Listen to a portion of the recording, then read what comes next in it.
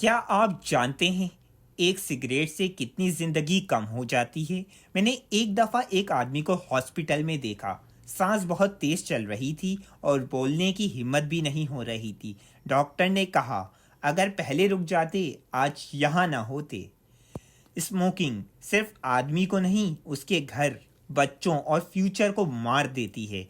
हर कश के साथ लंग्स जलते हैं, हार्ट वीक होता है और जिंदगी धीरे धीरे कम होती है। और सबसे दुख की बात, आदत बन जाती। सोचो, क्या कुछ सेकंड के सुकून वाली फीलिंग सच में तुम्हारी सांस से ज्यादा कीमती है? आज से रुक जाओ, अभी से छोड़ दो। जिंदगी तुम्हारी है, सांस तुम्हारी है, लेकिन तकलीफ पूरा घर उठाता है।